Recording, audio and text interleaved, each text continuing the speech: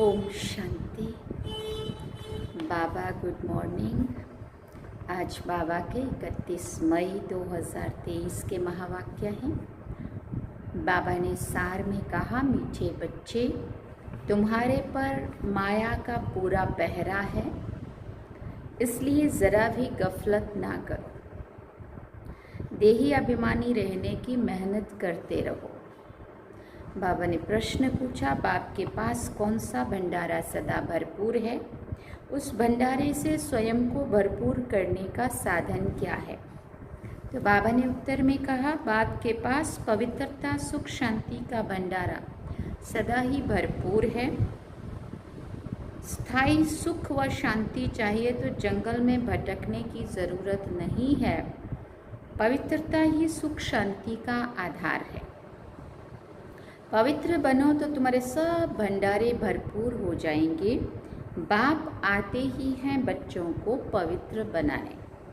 वो है एवर पवित्र, एवर प्योर। और गीत सुना बड़ा सुंदर सा, प्यारा सा, न वो हमसे जुदा होंगे न उल्फत दिल से निकलेगी। ओम शांति। ये बच्चों का ही गाया हुआ गीत बच्चे सुन रहे हैं। ये बच्चों की आत्माएं कहती है, न वो हमसे जुदा होंगे न उल्फत दिल से निकले। अब बच्चों को देही अभिमानी बनना है, अर्थात अपने को आत्मा निश्चय करना है, ना कि परमात्मा। जैसे सन्यासी लोग कहते हैं आत्मा सो परमात्मा, इसे उल्टी गंगा कहा जाता है। अब बाप समझाते हैं, इतना समय तुम सब देह अभिमानी बनते आए हो, अब देही अभिमानी बनो। ये शिक्षा मिलती है वापस घर जाने के लिए। फिर सतयुग में तो है ही तुम्हारी प्रारब्ध। जब तुम यहाँ देही अभिमानी बनते हो और बाप की नॉलेज को ग्रहण करते हो, तो फिर जाकर ज्ञान की प्रारब्ध का पार्ट बजाते हो। वहाँ तो देह अभिमान व देही अभिमानी का प्रश्न ही नहीं है। इस समय तो मनुष्य को पता नहीं है कि हम आत्मा है, हमारा बाप परमात्मा है। बिल्कुल ही मूंझे हुए हैं, बिल्कुल ही मूंझ गए हैं। सन्यासियों ने कहा कि हम तुम सब परमात्मा है, जिधर देखता हूँ तू ही तू है। इससे तो कुछ भी फायदा नहीं होता है। वो लोग तो इसको भावना समझते हैं, परंतु सबकी भावना तो एक जैसी नहीं होती है ना। एक ही घर में बाप बच्चे की भी भावना एक जैसी नहीं होती है। कहाँ कहाँ देखो बच्चे बाप को भी मार डालते हैं क्योंकि घोर अंधियारा है, सब पतित है। अभी तुम बच्चे स्वदर्शन चक्रधारी बने हो। स्वदर्शन चक्रधारी बनने से ही तुम राजा रानी बनते हो। तो बाप बच्चों को बार बार कहते हैं, देही अभिमानी बनो। ऐसे समझो मुझ आत्मा को परमात्मा बाप अपना परिचय देकर पढ़ा रहे हैं, हमारे संस्कार बदला रहे हैं, परिवर्तन करा रहे हैं। आत्मा ही संस्कार ले जाती है, शरीर तो खत्म हो जाता है। बाबा अभी हम आपके साथ ही योग लगाएंगे, ये हमारा वायदा कभी मिट नहीं सकता है। भले पवित्रता पर अनेक प्रकार के विघ्न पड़ेंगे, बहुत कुछ सहन करना होगा, बहुत कुछ सहन करना पड़ेगा। बच्चियां कहती है, बाबा ये सितम सहन कर लूँगी। जैसे दुख के समय मुख से निकलता है ना, हाय राम, हे प्रभु, दुख के शब्द निकलते हैं ना, ऐसे ऐसे। तुम तो ऐसे नहीं कहेंगे। तुम ब्राह्मण फिर बाबा को याद करते रहो। बाबा हम दुख से कब छूटेंगे, हमको बहुत मारते हैं। ऐसे ऐसे बाबा से रू रियान करती है वाधेलियाँ। गीत में भी कहते हैं ना, कितनी भी मार पड़ेगी बाबा, हम आपकी याद कभी नहीं भूलेंगे। हमको तो बाबा का ही बनना है, बुद्धि का योग उनसे जोड़ना है। ये है सब समझ की बात। एक दिन ये सितम भी मिट जाएंगे। कुछ तो ज़रूर सहन करना पड़ता है। ये सब ड्रामा में नोंद है। अबलाओं पर अत्याचार बहुत होते हैं। ये गीत भी देखो पहले से ही बना हुआ है, जिसका अर्थ भी कोई नहीं जानते हैं। तुम्हारे शास्त्र जैसे कि ये रिकॉर्ड बन गए हैं। सब कहते हैं ऐसे तो कहाँ भी नहीं होता है जो रिकॉर्ड पर अर्थ किया जाए, ये तो फिल्मी रिकॉर्ड्स हैं। परंतु बाबा ने बनवाए हैं, जिन भी आत्माओं ने ये बनाए हैं उनको भी टचिंग बाबा की ही हुई है। तुम बच्चों को इस पर समझाना चाहिए। हमको पावन तो ज़रूर बनना है, बाप के फरमान पर चलना है। मनुष्य तो जानते नहीं है, वो तो शिव शंकर को भी मिलाकर एक कर देते हैं। श्री कृष्ण भी भगवान है, वो तो हाजिरा हाजुर है। जिधर देखो श्री कृष्ण ही कृष्ण है। राधे के पुजारी फिर कहेंगे जिधर देखो राधे ही राधे है। साईं बाबा के भक्त होंगे तो कहेंगे जिधर देखो साईं बाबा ही साईं बाबा है। माना जिसको जिसके प्रति भावना है, प्रेम है, श्रद्धा है, उसको जिधर देखे वही दिखता है। कितना प्यारा है ना। ये फिर भी होना ही है, क्योंकि ये बना बनाया ड्रामा है। तुम कहते हो इस ज्ञान से विनाश ज्वाला प्रज्वलित हुई है, तो कहते हैं तुम्हारे बाबा ने ऐसा यज्ञ रचा है जो विनाश करा देते हैं। हम कहते हैं शांति हो जाए, फिर तुम विनाश कराते हो। रुद्र ज्ञान यज्ञ नाम तो है ना। यज्ञ रचा जाता है ब्राह्मणों से। तुम ब्रह्मा कुमार कुमारियां ब्राह्मण ठहरे, वो हद के यज्ञ रचते हैं सेठ लोग। उसमें यज्ञ रुद्र यज्ञ नामी ग्रामी है। वो उसमें ज्ञान का अक्षर नहीं लगाते हैं। ये तो है रुद्र ज्ञान यज्ञ, उनको ज्ञान यज्ञ नहीं कहेंगे। बाबा ने समझाया है ज्ञान से ही तुम्हारी सद्गति होती है।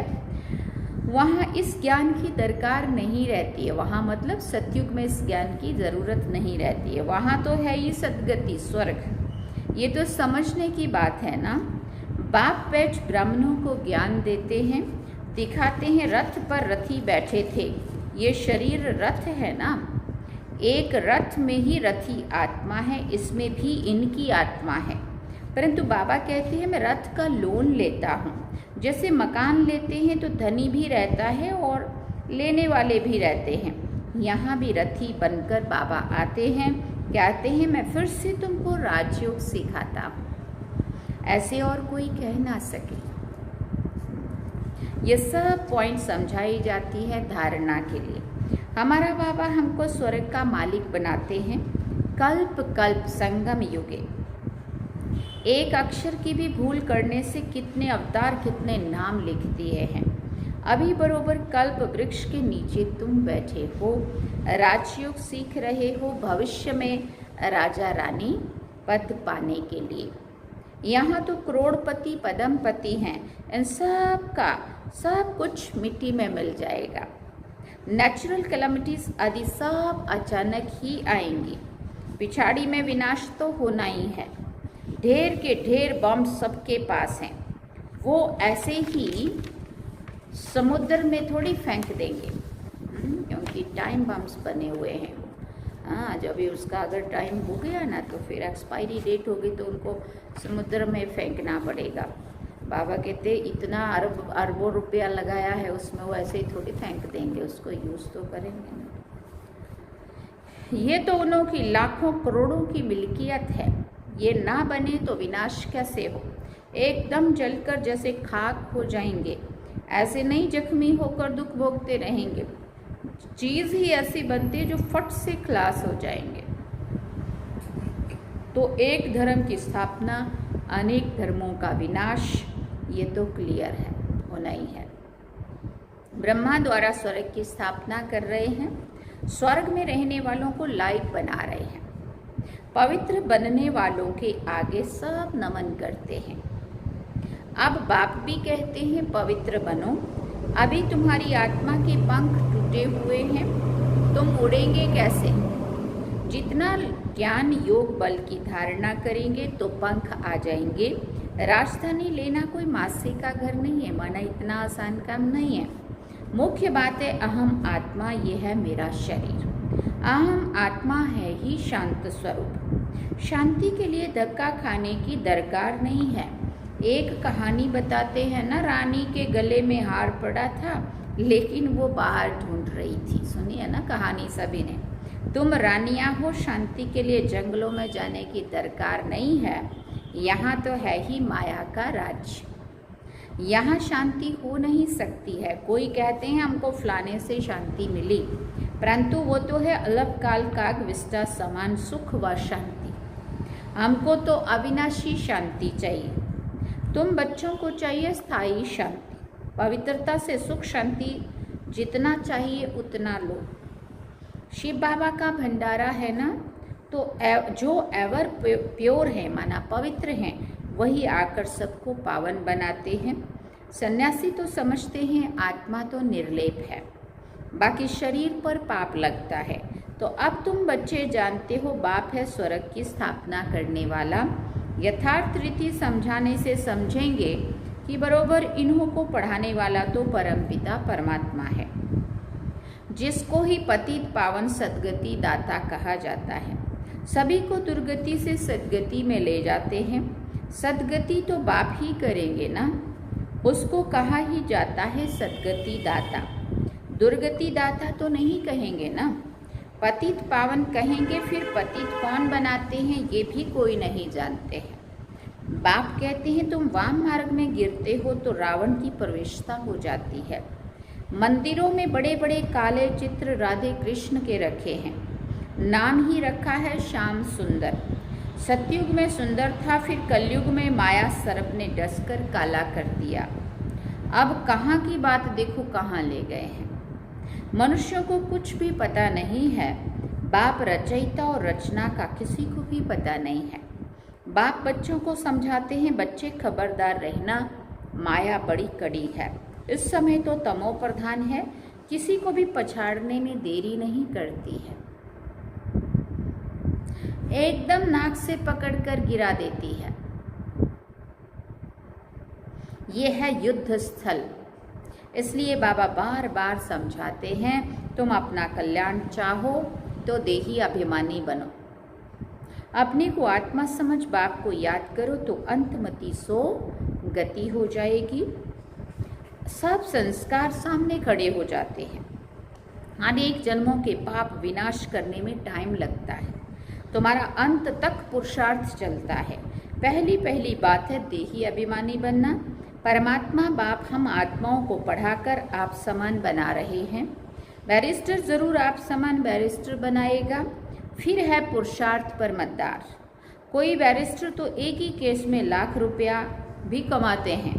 अब तुम बच्चों को बाप कहते हैं कि पुरुषार्थ कर ऊंच पद पाओ। यहाँ के पदमपति तो सब खाक में मिल जाएंगे, मैं हूँ ही गरीब निवाज।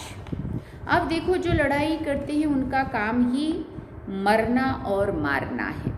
वो संस्कार ले जाते हैं। जन्म भले गृहस्थी के घर में लेंगे परंतु फिर लड़ाई में चले जाते हैं। हाँ, बच्चे में बचपन से ही वो संस्कार होता है, मैं तो आर्मी में जाऊंगा, मैं तो मिलिट्री में जाऊंगा, मैं तो पुलिस में भर्ती हो जाऊंगा, है ना। बाबा तो बहुत सहज समझाते हैं। जन्म जन्म के पाप है, इसलिए योग बहुत अच्छा चाहिए, तब विकर्म विनाश होंगे। सिर से बोझा कैसे उतारें, इसके लिए जितना हो सके उतना बाप को याद करते रहना चाहिए। बाबा आप कितने मीठे हो। बाप कहते हैं लाडले बच्चे गफलत नहीं करना। माया पूरा पहरा दे रही है, इसलिए देही अभिमानी भव। यह है बुद्धि योग की रेस, इसमें ही सब कुछ है। बाबा बार बार कहते हैं अपना कल्याण चाहते हो तो योग बहुत अच्छा चाहिए, फिर बहुत हर्षित रहेंगे। हम ईश्वर की संतान हैं, हमको भविष्य के लिए बाप से वर्षा मिलता है। कलयुग में तो नहीं राज्य करेंगे, राज्य करना है सतयुग में। देही अभिमानी बनना बहुत बड़ी मंजिल है, ऐसे थोड़ी विश्व का मालिक बनेंगे। सितम भी बहुत सहन करने पड़ेंगे। कितनी बांधेली बच्चियां मार खाती हैं। आखिरी विजय तुम बच्चों की ही है। सिर्फ बाप की याद में रहो। यह है योग बल जो बाप तुम्हें एक ही बार सिखलाते हैं, जिससे तुम सारे विश्व का मालिक बनते हो और तो कोई बन ना सके। सारे ड्रामा में सर्वश्रेष्ठ पार्ट लक्ष्मी नारायण का ही है। एक कहानी है ना, 2 बिल्ले आपस में लड़े, मक्खन बीच में बंदर खा गया। वो इस चित्र में भी स्पष्ट दिखाया, 2 बिल्ले लड़े, मक्खन बंदर खा गया। मतलब रशिया और अमेरिका का जैसे ही युद्ध शुरू होगा और सारे देश उनके वाले उनके से साथ जुड़ जाएंगे, उनके वाले उनसे जुड़ जाएंगे और आपस में लड़ के मरेंगे। और बाबा कहते विश्व का मालिक भारत बन जाएगा। श्री कृष्ण के मुख में माखन दिखाते हैं ना, अब माखन की तो कोई बात ही नहीं है। ये है स्वर्ग, इसमें सारी सृष्टि का मक्खन आ जाता है। बात ये थी असल में, उन्होंने वो वाला मक्खन समझ लिया। बाबा कहते हैं स्वर्ग की बादशाही का मक्खन जो श्री कृष्ण को मिला। बाप स्वर्ग का मालिक बनाते हैं, ऐसे बाप से तो कहाँ से भी भागकर मिलना चाहिए। बाप स्वर्ग का मालिक बनाते हैं तो ऐसे बाप से तो कहाँ से भी भागकर मिलना चाहिए। अच्छा, मीठे मीठे सिकिल दे बच्चों प्रति माता पिता बाप दादा का याद प्यार और गुड मॉर्निंग। रूहानी बाप की रूहानी बच्चों को नमस्ते। हम रूहानी बच्चों की रूहानी माता पिता बाप दादा को दिलवा चांद सिकवा प्रेम से याद प्यार गुड मॉर्निंग नमस्ते। थैंक यू बाबा, शुक्रिया बाबा। अब धारणा के लिए मुख्य सार है। पहला पॉइंट, मैं इस रथ पर विराजमान रथी आत्मा हूँ। ये अभ्यास करते पूरा देही अभिमानी बनना है। बुद्धि योग की रेस करनी है। दूसरा पॉइंट, पूरा नष्टो मोहा बनना है। इस अंतिम जन्म में सितम करते भी पावन जरूर बनना है। इस अंतिम जन्म में सितम सहन करते भी पावन जरूर बनना है। और फिर बाबा ने वरदान में कहा, नथिंग न्यू की स्मृति से सब प्रश्नों को समाप्त कर बिंदी लगाने वाले अचल अडोल भव। नथिंग न्यू की स्मृति से सब प्रश्नों को समाप्त कर बिंदी लगाने वाले अचल अडोल भव। कोई भी बात होती है तो आप बच्चों को ये ज्ञान है कि नथिंग न्यू हर सीन अनेक बार रिपीट की है।